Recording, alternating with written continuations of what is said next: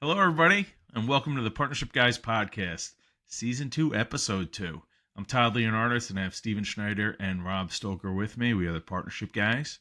Thanks for tuning in. Today, I wanted to talk to you guys about the number one reason why partnerships fail and how to avoid that. We've talked about it many times, and we have discerned that partnerships rarely fail because of money. They fail because of misalignment that was never really set up or addressed.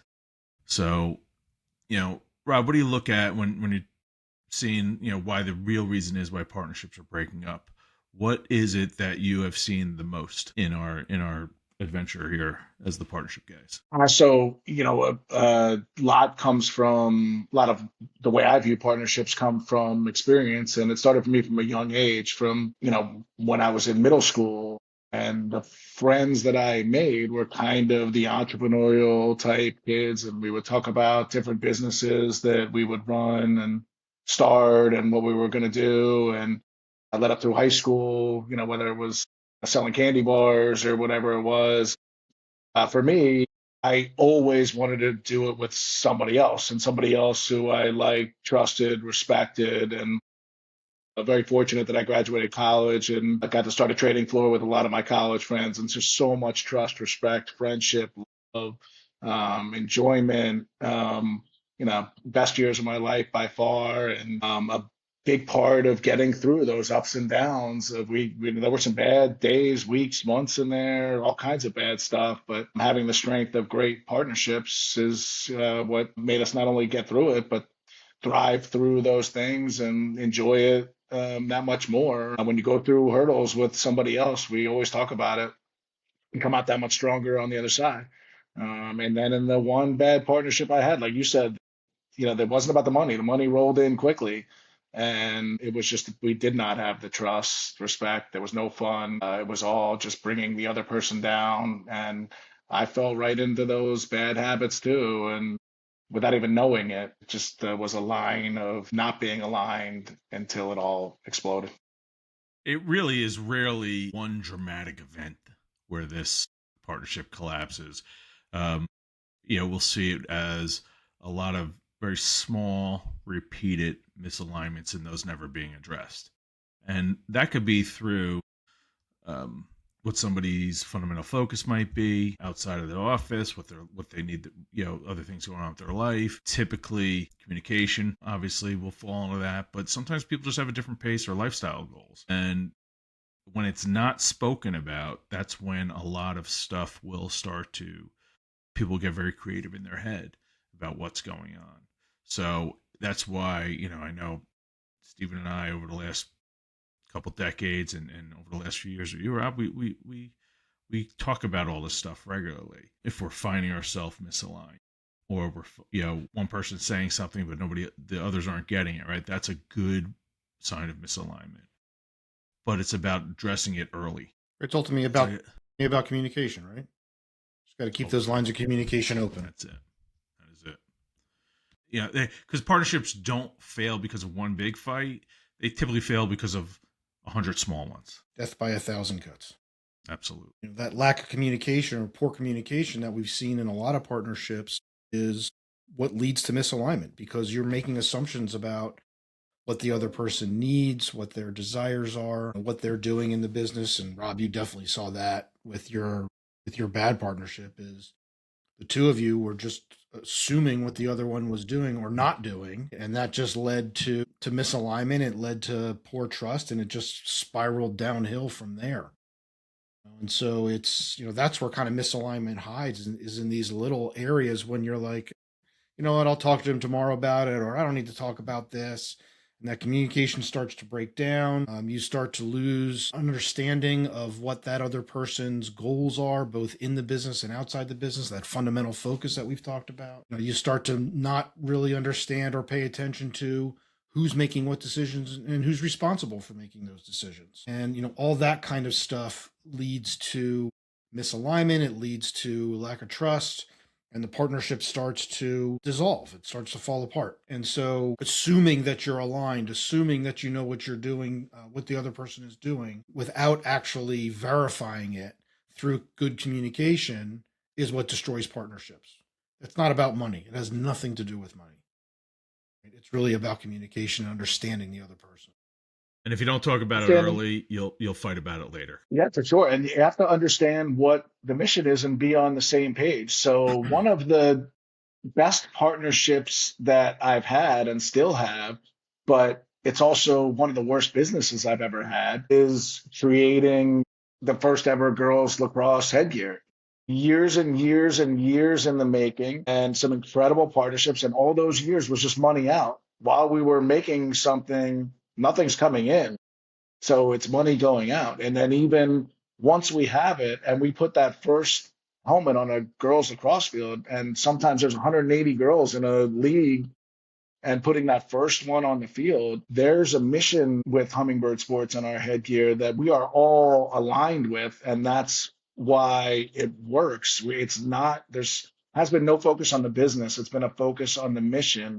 And that was from day one. It's been an amazing partnership, but it's not really a business yet.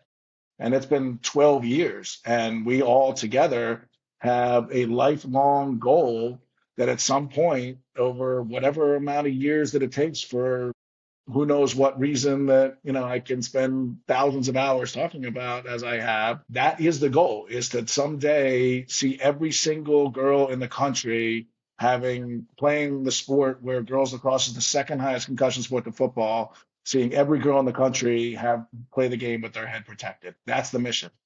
And we're all on board with it together. Right. And the fact that you understand how to communicate with each other and understand the goal and what each person is responsible for doing to achieve that goal is what allows you to keep moving forward. You may not have hit the goal yet and you're still working on it and trying to figure that out, but the fact that the partnership is there means that you are continuing to try to achieve that goal, right? If the partnership was no good, if you didn't communicate well, you would have abandoned this years ago. It just would have been, even as important it is to you, right? And your girls play lacrosse, and people that have gotten seriously injured in girls lacrosse. But the fact that you've got this good partnership and you're communicating well and working on the partnership means that you continue to work towards that goal. Maybe you hit it, maybe you don't. But in the meantime, you're in a good spot and towards hitting that goal.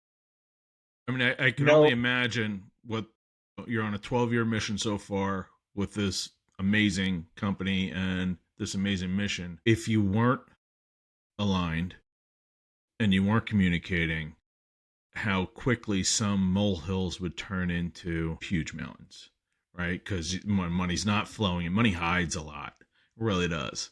So when it doesn't, and you are a purpose-based business, not just a product-based business, timelines can get elongated, obviously. So it's really a testament to you and your partners in that business that you've been able to keep it going and stay aligned, close to a dozen years in. And knowing a lot of that journey, there was a lot of things that happened, and it's really amazing to see, because when you let minor irritations or misalignments or communications be ignored, it really just mushrooms into a huge problem over time if it's not addressed. Yeah, there were a lot of course, in making it, we would make a headgear which took a year to make, put it on a rig, get a passing result, make some tweaks to the look of it, whatever it is, go back 6 months later, and it failed miserably because we found out then that the original test results were erroneous. We got a false passing report and spent 6 months tweaking something that was a failure. And so if that doesn't test your partnership, I don't know what, with still no money coming in, only going out, if that doesn't test your partnership, I don't know what does. And for me, it didn't test it in the slightest bit, because the next morning, and it was only because we have great partners, and one of them is Sean Springs, great former NFL player, just an amazing man, person, art. He, from the day I met him early on in this process, I saw his passion, he saw mine, and we keep each other going. And so many friends who are in on that journey too. We all just have the same mission. And so with that failure, even then, it was the next morning. It was so much easier to get things done the very next morning because I had that strength in those partnerships, as opposed to if I was by myself or we had even less than a great partnership, it would have been done right there and then. And that's a great example how challenges actually can strengthen a partnership rather than destroy it. Because if you're not communicating well, if you're not, focused on working on the partnership and making sure that that partnership is strong, you start to keep score, right? So, in your example, whoever was responsible for that failure or that false positive or whatever it was, it'd be very easy to say, what the hell are you doing, man? You're screwing this up. We were good to go. And then you change something and you start to keep score, right? And what that does is that starts to bring ego into the equation, right? And once ego gets in the middle of the partnership, unless you can get it out of there, you're done. Not your It just amigo. very, very quickly leads to resentment. It leads to lack of trust. It leads to poor communication, and ultimately it just leads to the failure of the partnership and ultimately the failure of the business. Yeah, I mean, partnerships, they'll erode relatively quietly before they explode, because avoidance does feel peaceful until it becomes very expensive, because resentment really does grow in the silence between the conversations that you're having, talking about your issues. And I can tell you for a Now, I'd fact, the love to, expense is not just money. The expense is everything that is you, your mental family, health, your your family, mental health, absolutely. everything. I can tell you from my other experience with a 10-year lawsuit that it weighs on you like nothing else I've experienced in business. Without a doubt. But there's simple things you can do to kind of avoid some of this stuff, right? And we've all done it. And we do it on an ongoing basis, right? Because it's not like good partnerships and strengthening partnerships is a straight line. There are challenges in our partnership, and that's normal and that's okay. But it's understanding, in order to avoid that from becoming a problem and deteriorating the partnership, it's about understanding, where each of us is at. It's about understanding what our personal goals are, what our fundamental focus is. It's making sure that we're communicating on a regular basis to make sure that we're aligned. It's very easy when something goes wrong or you're not paying attention to kind of step back in and say, what the hell just happened? As opposed to saying, tell me a little bit more about why that happened, right? That curiosity versus that criticism. And so avoiding these things, which happen to all of us, from becoming major issues, it's really about just communicating better and making sure that you're communicating on a regular basis. Over the years, and we talked about this, Todd and I communicate because we're in the office together most days, multiple times a day, just to make sure that we're aligned, to make sure, and it's not long conversations, it's not in-depth conversations a lot of the times, it's just to make sure that we're aligned. What's going on? How can I help? Those kinds of things. And that's what keeps the partnership on track. You need to normalize the hard conversations. It's okay. I'd rather have them about a smaller issue than about a larger issue. I'd rather have about 10 smaller issues than one larger issue. Those smaller issues are so much easier to level out than the big ones. So it's okay. The confrontation might not be the best word, but confrontation's okay when it's coming from a place of trust and respect. So Nine times out of 10, it has nothing to do with anything that you did, right? It's the fact that I've got shit going on outside that I brought into the partnership or into the office or whatever. Yeah, We're all avoidance different. is the enemy. Conversation is the cure. Because avoidance is the easier thing to do. It's much easier to say, I don't want to deal with that. And how many times do we all say, I don't want to deal with that. I don't want to deal with that. I don't want to deal with that.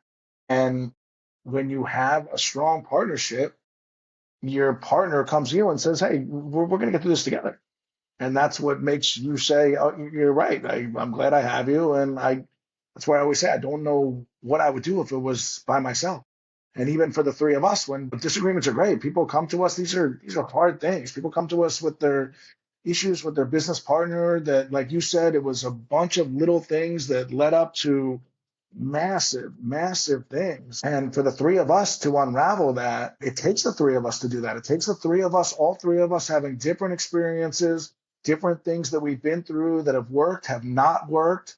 It's hard for the three of us to figure out together what the path of least resistance for those two partners that we're dealing with is. And it's, we're fortunate that we have the three of us and the experience that we have with it, because, that's where, my confidence is through the roof, that when we talk about it and get it out there and get what we each think out there and are very open with what we think about it all, we do come to the best path for that particular person. And we can do that because we're collaborating, we're respectful, understanding that we come from different perspectives, and we use that to help the people that are coming to us in need of help. Yeah, the key thing is really just to kind of help partners get back on track with communicating with each other. By the time typically we're talking to people, they've been cut 1,000 times already, right? And so, our goal is to try to help them understand that they need to communicate better and talk about the things that are bothering them. Most of the time, it's not a big deal. It just feels like a big deal. So it's just a matter of getting each partner to understand where the other partner's coming from, why they're sitting in that spot, and then helping them understand what the other partner's positions are. And once we can do that, assuming that they want to do the work to kind of get back together and fix the partnership, it's fixable.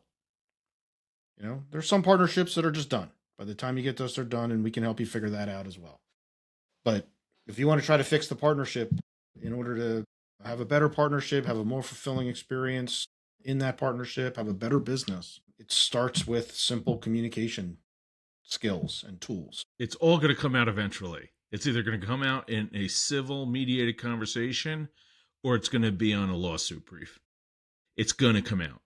I'd rather personally help people do this in a productive way as opposed to just calling in lawyers. So that's why when we do help people in their partnership to partner, our goal is to really help them do this with so they both feel like they're winning, or all three, however many partners there are, as peaceful as possible, because we know what bad breakups do. And that's one of my focuses on this business, was to try to help people not go through what I've gone through. And because of the people that it impacts outside, it doesn't just impact the partners in play, it's everybody in their lives.